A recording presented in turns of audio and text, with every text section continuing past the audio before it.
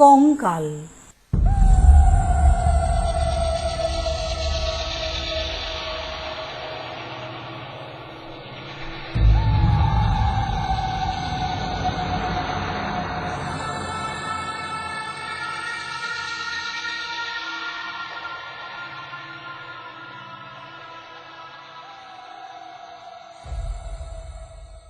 আমরা তিন বাল্য সঙ্গী যে ঘরে শয়ন করিতাম তাহার পাশের ঘরের দেয়ালে একটি আস্ত নরকঙ্কাল ঝুলানো থাকিত। রাত্রে বাতাসে তাহার হাড়গুলা খটখট শব্দ করিয়া নড়িত। দিনের বেলায় আমাদিগকে সেই হাড় নাড়িতে হইত। আমরা তখন পণ্ডিত মহাশয়ের নিকট মেঘনাদ বধ এবং ক্যাম্বেল স্কুলের এক ছাত্রের কাছে অস্থিবিদ্যা পড়িতাম। আমাদের অভিভাবকের ইচ্ছা ছিল আমাদিগকে সহসা সর্ববিদ্যায় পারদর্শী করিয়া তুলিবেন। তাহার অভিপ্রায় কতদূর সফল হইয়াছে যাহারা আমাদিগকে জানেন তাহাদের নিকট প্রকাশ করা বাহুল্য, এবং যাহারা জানেন না তাহাদের নিকট গোপন করাই শ্রেয়। তাহার পর বহুকাল অতীত হইয়াছে। ইতিমধ্যে সেই ঘর হইতে কঙ্কাল এবং আমাদের মাথা হইতে অস্থিবিদ্যা কোথায় স্থানান্তরিত হইয়াছে অন্বেষণ করিয়া জানা যায় না। অল্পদিন হইল একদিন রাত্রে কোনো কারণে অন্যত্র স্থানাভাব হওয়াতে আমাকে সেই ঘরে শয়ন করিতে হয়। অনভ্যাসবশত ঘুম হইতেছে না। এপাশ ওপাশ করিতে করিতে গির্জার ঘড়িতে বড় বড় ঘণ্টাগুলো প্রায় সব কটা বাজিয়া গেল। এমন সময়ে ঘরের কোণে যে তেলের শেদ জ্বলিতেছিল সেটি প্রায় মিনিট পাঁচেক ধরিয়া খাবি খাইতে খাইতে একেবারে নিবিয়া গেল। ইতিপূর্বেই আমাদের বাড়িতে দুই একটা দুর্ঘটনা ঘটিয়াছে, তাই এই আলো নেবা হইতে সহজেই মৃত্যুর কথা মনে উদয় হইল। মনে হইল এই যে রাত্রি দুই প্রহরে একটি দীপশিখা চিরান্ধকারে মিলাইয়া গেল, প্রকৃতির কাছে ইহাও যেমন, আর মানুষের ছোট ছোট প্রাণশিখা কখনো দিনে কখনো রাত্রে হঠাৎ নিবিয়া বিস্মৃত হইয়া যায়, তাহাও তেমনি। ক্রমে সেই কঙ্কালের কথা মনে পড়িল। তাহার জীবিতকালের বিষয় কল্পনা করিতে করিতে সহসা মনে হইল একটি চেতন পদার্থ অন্ধকারে ঘরের দেয়াল হাতড়াইয়া আমার মশারির চারিদিকে ঘুরিয়া ঘুরিয়া বেড়াইতেছে। তাহার ঘন ঘন নিঃশ্বাসের শব্দ শোনা যাইতেছে। সে যেন কি খুঁজিতেছে, পাইতেছে না, এবং দ্রুততর বেগে ঘরময় প্রদক্ষিণ করিতেছে।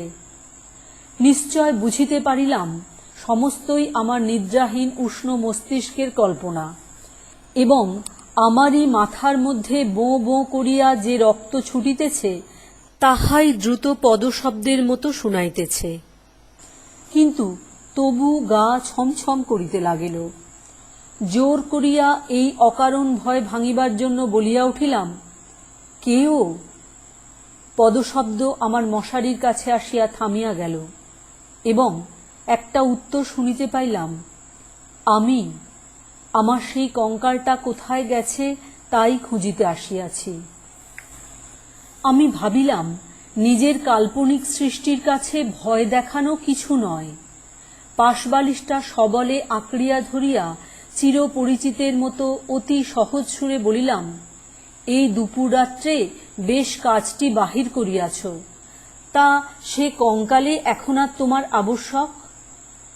অন্ধকারে মশারির অত্যন্ত নিকট হইতে উত্তর আসিল, বলো কি, আমার বুকের হাড় যে তাহারই মধ্যে ছিল। আমার 24 বৎসরের যৌবন যে তাহার চারিদিকে বিকশিত হইয়াছিল। একবার দেখিতে ইচ্ছা করে না? আমি তৎক্ষণাৎ বলিলাম, হ্যাঁ, কথাটা সঙ্গত বটে। তা তুমি সন্ধান করোগে যাও, আমি একটু ঘুমাইবার চেষ্টা করি। সে বলিল, তুমি একলা আছো বুঝি? তবে একটু বসি, একটু গল্প করা যাক। 35 বৎসর পূর্বে আমিও মানুষের কাছে বসিয়া মানুষের সঙ্গে গল্প করিতাম। এই 35টা বৎসর আমি কেবল শ্মশানের বাতাসে হু হু শব্দ করিয়া বেড়াইয়াছি। আজ তোমার কাছে বসিয়া আর একবার মানুষের মতো করিয়া গল্প করি। অনুভব করিলাম আমার মশারির কাছে কে বসিল। নিরুপায় দেখিয়া আমি বেশ একটু উৎসাহের সহিত বলিলাম, সেই ভালো, যাহাতে মন বেশ প্রফুল্ল হইয়া উঠে এমন একটা কিছু গল্প বলো। সে বলিল, সবচেয়ে মজার কথা যদি শুনিতে চাও তো আমার জীবনের কথা বলি। গির্জার ঘড়িতে ঢং ঢং করিয়া 2টো বাজিল। যখন মানুষ ছিলাম এবং ছোট ছিলাম তখন এক ব্যক্তিকে জমের মতো ভয় করিতাম। তিনি আমার স্বামী। মাছকে বঁড়শি দিয়া ধরিলে তাহার যেমন মনে হয়, আমারও সেইরূপ মনে হইত। অর্থাৎ কোন এক সম্পূর্ণ অপরিচিত জীব যেন বঁড়শিতে গাঁথিয়া আমাকে আমার স্নিগ্ধ গভীর জন্ম জলাশয় হইতে টান মারিয়া ছিনিয়া লইয়া যাইতেছে। কিছুতে তাহার হাত হইতে পরিত্রাণ নাই। বিবাহের 2 মাস পরেই আমার স্বামীর মৃত্যু হইল এবং আমার আত্মীয় স্বজনেরা আমার হইয়া অনেক বিলাপ পরিতাপ করিলেন। আমার শ্বশুর অনেকগুলি লক্ষণ মিলাইয়া দেখিয়া শাশুড়িকে কহিলেন, শাস্ত্রে যাহাকে বলে বিষকন্যা, এ মেয়েটি তাই। সে কথা আমার স্পষ্ট মনে আছে। শুনিতেছ? কেমন লাগিতেছে? আমি বলিলাম, বেশ, গল্পের আরম্ভটি বেশ মজার। তবে শোনো। আনন্দে বাপের বাড়ি ফিরিয়া আসিলাম। ক্রমে বয়স বাড়িতে লাগিল। লোকে আমার কাছে লুকাইতে চেষ্টা করিত, কিন্তু আমি নিজে বেশ জানিতাম আমার মতো রূপসী এমন যেখানে সেখানে পাওয়া যায় না। তোমার কি মনে হয়? খুব সম্ভব, কিন্তু আমি তোমাকে কখনো দেখি নাই। দেখো নাই? কেন? আমার সেই কঙ্কাল? আমি ঠাট্টা করিতেছি। তোমার কাছে কি করিয়া প্রমাণ করিব যে সেই 2টো শূন্য চক্ষু কোটরের মধ্যে বড় বড় টানা 2টি কালো চোখ ছিল এবং রাঙা ঠোঁটের উপরে যে মৃদু হাসিটুকু মাখানো ছিল এখনকার অনাবৃত দন্তসার বিকট হাস্যের সঙ্গে তার কোনো তুলনাই হয় না। এবং সেই কয়খানা দীর্ঘ শুষ্ক অস্থিখণ্ডের উপর এত লালিত্য, এত লাবণ্য, যৌবনের এত কঠিন কোমল নিটোল পরিপূর্ণতা প্রতিদিন প্রস্ফুটিত হইয়া উঠিতেছিল, তোমাকে তাহা বলিতে গেলে হাসি পায় এবং রাগও ধরে। আমার সেই শরীর হইতে যে অস্থিবিদ্যা শেখা যাইতে পারে তাহা তখনকার বড় বড় ডাক্তারেরাও বিশ্বাস করিত না। আমি জানি একজন ডাক্তার তাহার কোনো বিশেষ বন্ধুর কাছে আমাকে কনক চাঁপা বলিয়াছিলেন। তাহার অর্থ এই, পৃথিবীর আর সকল মনুষ্যই অস্থিবিদ্যা এবং শরীরতত্ত্বের দৃষ্টান্তস্থল ছিল, কেবল আমি সৌন্দর্যরূপী ফুলের মতো ছিলাম। কনক চাঁপার মধ্যে কি একটা কঙ্কাল আছে। আমি যখন চলিতাম তখন আপনি বুঝিতে পারিতাম একখণ্ড হীরা নড়াইলে তাহার চারিদিক হইতে যেমন আলো ঝকমক করিয়া উঠে, আমার দেহের প্রত্যেক গতিতে তেমনি সৌন্দর্যের ভঙ্গি নানা স্বাভাবিক হিল্লোলে চারিদিকে ভাঙিয়া পড়িত। আমি মাঝে মাঝে অনেকক্ষণ ধরিয়া নিজের হাত দুখানি নিজে দেখিতাম। পৃথিবীর সমস্ত উদ্ধত পুরুষের মুখে রাশ লাগাইয়া মধুরভাবে বাগাইয়া ধরিতে পারে এমন 2খানি হাত। সুভদ্রা যখন অর্জুনকে লইয়া দৃপ্ত ভঙ্গিতে আপনার বিজয়রথ বিস্মিত 3 লোকের মধ্যে দিয়া চালাইয়া লইয়া গিয়াছিলেন, তাহার বোধ করি এইরূপ 2খানি অস্থূল সুডোল বাহু, আরক্ত করতল এবং লাবণ্য শিখার মতো অঙ্গুলি ছিল। কিন্তু আমার সেই নির্লজ্জ নিরাবরণ নিরাভরণ চিরবৃদ্ধ কঙ্কাল তোমার কাছে আমার নামে মিথ্যা সাক্ষ্য দিয়াছে। আমি তখন নিরুপায় নিরুত্তর ছিলাম। এই জন্য পৃথিবীর সবচেয়ে তোমার উপর আমার বেশি রাগ। ইচ্ছে করে আমার সেই 16 বৎসরের জীবন্ত যৌবন তাপে উত্তপ্ত আর অক্তিম রূপখানি একবার তোমার চোখের সামনে দাঁড় করাই। বহুকালের মতো তোমার দুই চক্ষে নিদ্রা ছুটাইয়া দিক। তোমার অস্থিবিদ্যাকে অস্থির করিয়া দেশ ছাড়া করি। আমি বলিলাম, তোমার গা যদি থাকিত তো গা ছুঁইয়া বলিতাম, সে বিদ্যার লেশমাত্র আমার মাথায় নাই। আর তোমার সেই ভুবনমোহন পূর্ণ যৌবনের রূপ রজনীর অন্ধকার পটের উপরে জাজল্যমান হইয়া ফুটিয়া উঠিয়াছে, আর অধিক বলিতে হইবে না। আমার কেহ সঙ্গিনী ছিল না।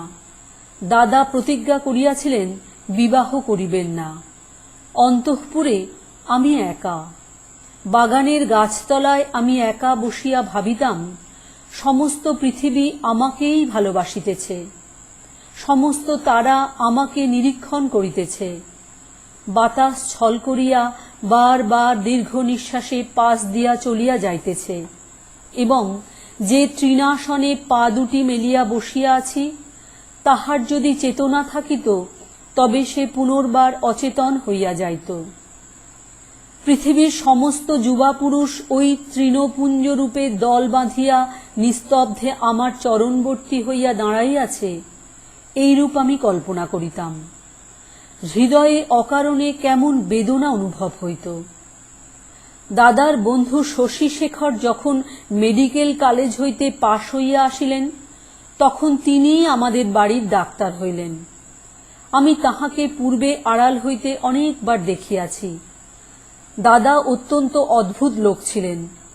পৃথিবীটাকে যেন ভালো করিয়া চোখ মেলিয়া দেখিতেন না। সংসারটা যেন তাহার পক্ষে যথেষ্ট ফাঁকা নয়। এই জন্য সরিয়া সরিয়া একেবারে প্রান্তে গিয়া আশ্রয় লইয়াছেন। তাহার বন্ধুর মধ্যে এক শশীশেখর।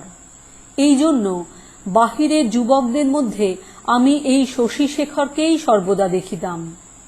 এবং যখন আমি সন্ধ্যাকালে পুষ্পতরুতলে সম্রাজ্ঞীর আসন গ্রহণ করিতাম, তখন পৃথিবীর সমস্ত পুরুষ জাতি শশীশেখরের মূর্তি ধরিয়া আমার চরণাগত হইত। শুনিতেছ, কি মনে হইতেছে? আমি স্বনিঃশ্বাসে বলিলাম, মনে হইতেছে শশীশেখর হইয়া জন্মিলে বেশ হইত। আগে সবটা শোনো। একদিন বাদলার দিনে আমার জ্বর হইয়াছে। ডাক্তার দেখিতে আসিয়াছেন। সেই প্রথম দেখা। আমি জানলার দিকে মুখ করিয়াছিলাম। সন্ধ্যার লাল আভাটা পড়িয়া রুগ্ন মুখের বিবর্ণতা যাহাতে দূর হয়। ডাক্তার যখন ঘরে ঢুকিয়াই আমার মুখের দিকে একবার চাহিলেন, তখন আমি মনে মনে ডাক্তার হইয়া কল্পনায় নিজের মুখের দিকে চাহিলাম। সেই সন্ধ্যালোকে কোমল বালিশের উপরে একটি ঈষৎ ক্লিষ্ট কুসুম পেলব মুখ অসংযমিত চূর্ণ কুন্তল ললাটের উপর আসিয়া পড়িয়াছে, এবং লজ্জায় আনমিত বড় বড় চোখের পল্লব কপলের উপর ছায়া বিস্তার করিয়াছে। ডাক্তার নম্র মৃদুস্বরে দাদাকে বলিলেন, একবার হাতটা দেখিতে হইবে। আমি গাত্রাবরণের ভিতর হইতে ক্লান্ত সুগোল হাতখানি বাহির করিয়া দিলাম। একবার হাতের দিকে চাহিয়া দেখিলাম। যদি নীলবর্ণ কাঁচের চুড়ি পরিতে পারিতাম তো আরো বেশ মানাইত। রোগীর হাত লইয়া নাড়ি দেখিতে ডাক্তারের এমন ইতস্তত ইতিপূর্বে কখনো দেখি নাই। অত্যন্ত অসংলগ্নভাবে কম্পিত অঙ্গুলিতে নাড়ি দেখিলেন। তিনি আমার জ্বরের উত্তাপ বুঝিলেন। আমিও তাহার অন্তরের নাড়ি কিরূপ চলিতেছে কতকটা আভাস পাইলাম। বিশ্বাস হইতেছে না? আমি বলিলাম, অবিশ্বাসের কোনো কারণ দেখিতেছি না। মানুষের নাড়ি সকল অবস্থায় সমান চলে না। কালক্রমে আরো 2-4 বার রোগ ও আরোগ্য হইবার পরে দেখিলাম, আমার সেই সন্ধ্যাকালের মানস সভায় পৃথিবীর কোটি কোটি পুরুষ সংখ্যা অত্যন্ত হ্রাস হইয়া ক্রমে একটিতে আসিয়া ঠেকিল। আমার পৃথিবী প্রায় জনশূন্য হইয়া আসিল। জগতে কেবল একটি ডাক্তার এবং একটি রোগী অবশিষ্ট রহিল। আমি গোপনে সন্ধ্যাবেলায় একটি বাসন্তী রঙের কাপড় পরিতাম, ভালো করিয়া খোঁপা বাঁধিয়া মাথায় একগাছি বেলফুলের মালা জড়াইতাম, একটি আয়না হাতে লইয়া বাগানে গিয়া বসিতাম। কেন, আপনাকে দেখিয়া কি আর পরিতৃপ্তি হয় না? বাস্তবিকই হয় না। কেননা আমি তো আপনি আপনাকে দেখিতাম না। আমি তখন একলা বসিয়া দুইজন হইতাম। আমি তখন ডাক্তার হইয়া আপনাকে দেখিতাম, মুগ্ধ হইতাম এবং ভালোবাসিতাম এবং আদর করিতাম। অথচ প্রাণের ভিতরে একটা দীর্ঘ নিঃশ্বাস সন্ধ্যা বাতাসের মতো হু হু করিয়া উঠিত। সেই হইতে আমি আর একলা ছিলাম না। যখন চলিতাম নত নেত্রে চাহিয়া দেখিতাম পায়ের অঙ্গুলিগুলি পৃথিবীর উপরে কেমন করিয়া পড়িতেছে এবং ভাবিতাম এই পদক্ষেপ আমাদের নূতন পরীক্ষোত্তীর্ণ ডাক্তারের কেমন লাগে। মধ্যাহ্নে জানলার বাহিরে ঝাঁঝা করিত, কোথাও সাড়া শব্দ নাই। মাঝে মাঝে এক একটা চিল অতি দূর আকাশে শব্দ করিয়া উড়িয়া যাইত এবং আমাদের উদ্যান প্রাচীরের বাহিরে খেলেনাওয়ালা সুর করিয়া চাই খেলেনা চাই, চুড়ি চাই করিয়া ডাকিয়া যাইত। আমি একখানি ধবধবে চাদর পাতিয়া নিজের হাতে বিছানা করিয়া শয়ন করিতাম। একখানি অনাবৃত বাহু কোমল বিছানার উপরে যেন অনাদরে মেলিয়া দিয়া ভাবিতাম, এই হাতখানি এমনি ভঙ্গিতে কে যেন দেখিতে পাইল, কে যেন দুইখানি হাত দিয়া তুলিয়া লইল, কে যেন ইহার আরক্ত করতলের উপর একটি চুম্বন রাখিয়া দিয়া আবার ধীরে ধীরে ফিরিয়া যাইতেছে। মনে করো, এইখানেই গল্পটা যদি শেষ হয় তাহা হইলে কেমন হয়? আমি বলিলাম, মন্দ হয় না, একটু অসম্পূর্ণ থাকে বটে, কিন্তু সেইটুকু আপন মনে পূরণ করিয়া লইতে বাকি রাতটুকু বেশ কাটিয়া যায়। কিন্তু তাহা হইলে গল্পটা যে বড় গম্ভীর হইয়া পড়ে। ইহার উপহাসটুকু থাকে কোথায়? ইহার ভিতরকার কঙ্কালটা তাহার সমস্ত দাঁত কটি মেলিয়া দেখা দেয় কই? তারপরে শোনো, একটুখানি পসার হইতেই আমাদের বাড়ির একতলায় ডাক্তার তাহার ডাক্তারখানা খুলিলেন। তখন আমি তাহাকে মাঝে মাঝে হাসিতে হাসিতে ঔষধের কথা, বিষের কথা, কি করিলে মানুষ সহজে মরে, এই সকল কথা জিজ্ঞাসা করিতাম। ডাক্তারির কথায় ডাক্তারের মুখ খুলিয়া যাইত। শুনিয়া শুনিয়া মৃত্যু যেন পরিচিত ঘরের লোকের মতো হইয়া গেল। ভালোবাসা এবং মরণ কেবল এই দুটোকেই পৃথিবীময় দেখিলাম। আমার গল্প প্রায় শেষ হইয়া আসিয়াছে, আর বড় বাকি নাই। আমি মৃদুস্বরে বলিলাম, রাত্রিও প্রায় শেষ হইয়া আসিল। কিছুদিন হইতে দেখিলাম ডাক্তারবাবু বড় অন্যমনস্ক এবং আমার কাছে যেন ভারী অপ্রতিভ। একদিন দেখিলাম তিনি কিছু বেশি রকম সাজসজ্জা করিয়া দাদার কাছে তাহার জুড়ি ধার লইলেন। রাত্রে কোথায় যাইবেন? আমি আর থাকিতে পারিলাম না। দাদার কাছে গিয়া নানা কথার পর জিজ্ঞাসা করিলাম, হ্যাঁ দাদা, ডাক্তারবাবু আর জুড়ি করিয়া কোথায় যাইতেছেন? সংক্ষেপে দাদা বলিলেন, মরিতে। আমি বলিলাম, না, সত্য করিয়া বলো না। তিনি পূর্বাপেক্ষা কিঞ্চিৎ খোলসা করিয়া বলিলেন, বিবাহ করিতে। আমি বলিলাম, সত্য নাকি?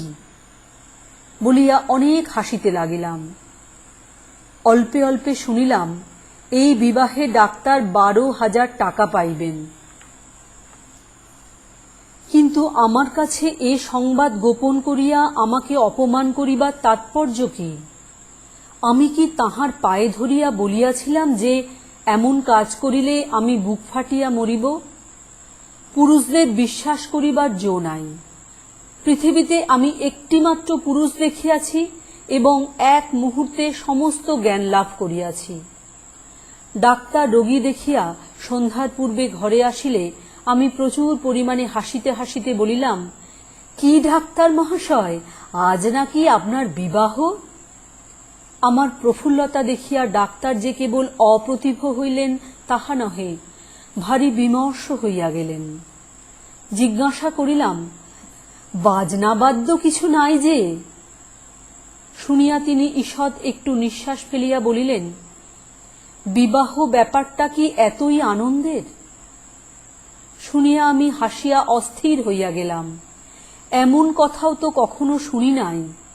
আমি বলিলাম, সে হইবে না, বাজনা চাই, আলো চাই। দাদাকে এমনই ব্যস্ত করিয়া তুলিলাম যে দাদা তখনই রীতিমতো উৎসবের আয়োজনে প্রবৃত্ত হইলেন। আমি কেবলই গল্প করিতে লাগিলাম, বধূ ঘরে আসিলে কি হইবে, কি করিব। জিজ্ঞাসা করিলাম, আচ্ছা ডাক্তার মহাশয়, তখনও কি আপনি রোগীর নাড়ি টিপিয়া বেড়াইবেন? যদিও মানুষের, বিশেষত পুরুষের মনটা দৃষ্টিগোচর নয়, তবু আমি শপথ করিয়া বলিতে পারি, কথাগুলো ডাক্তারের বুকে শেলের মতো বাজিতেছিল। অনেক রাত্রে লগ্ন। সন্ধ্যাবেলায় ডাক্তার ছাতের উপর বসিয়া দাদার সহিত 2-1 পাত্র মদ খাইতেছিলেন। দুইজনেরই এই অভ্যাসটুকু ছিল। ক্রমে আকাশে চাঁদ উঠিল। আমি হাসিতে হাসিতে আসিয়া বলিলাম, ডাক্তার মশাই, ভুলিয়া গেলেন নাকি যাত্রার যে সময় হইয়াছে? এইখানে একটা সামান্য কথা বলা আবশ্যক। ইতিমধ্যে আমি গোপনে ডাক্তারখানায় গিয়া খানিকটা গুঁড়া সংগ্রহ করিয়া আনিয়াছিলাম এবং সেই গুঁড়ার কিয়দংশ সুবিধা মতো অলক্ষিতে ডাক্তারের গ্লাসে মিশাইয়া দিয়াছিলাম। কোন গুঁড়া খাইলে মানুষ মরে ডাক্তারের কাছে শিখিয়াছিলাম। ডাক্তার এক চুমুকে গ্লাসটি শেষ করিয়া কিঞ্চিৎ আর্দ্র গদগদ কণ্ঠে আমার মুখের দিকে মর্মান্তিক দৃষ্টিপাত করিয়া বলিলেন, তবে চলিলাম। বাঁশি বাজিতে লাগিল। আমি একটি বারাণসী শাড়ি পরিলাম। যতগুলি গহনা সিন্ধুকে তোলা ছিল সবগুলি বাহির করিয়া পরিলাম। সিথিতে বড় করিয়া সিঁদুর দিলাম। আমার সেই বকুলতলায় বিছানা পাতিলাম। বড় সুন্দর রাত্রি, ফুটফুটে জ্যোৎস্না, সুপ্ত জগতের ক্লান্তি হরণ করিয়া দক্ষিণে বাতাস বহিতেছে। জুঁই আর বেলফুলের গন্ধে সমস্ত বাগান আমোদ করিয়াছে।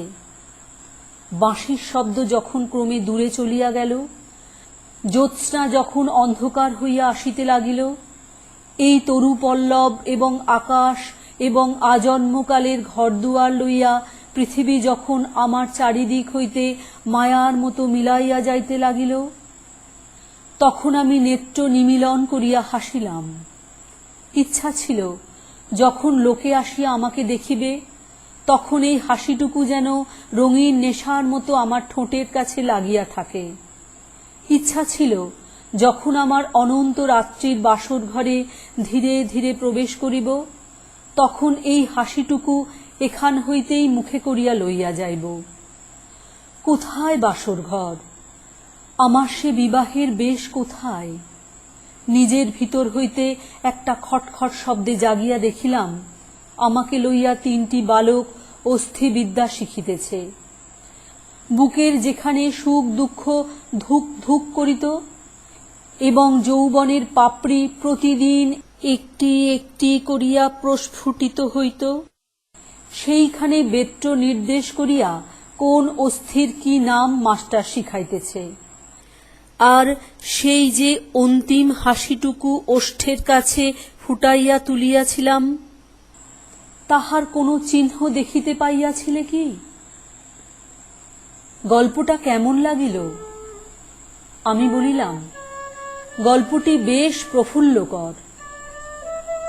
এমন সময় প্রথম কাক ডাকিল। জিজ্ঞাসা করিলাম, এখনো আছো কি? কোনো উত্তর পাইলাম না। ঘরের মধ্যে ভোরের আলো প্রবেশ করিল। ফাল্গুন 1298।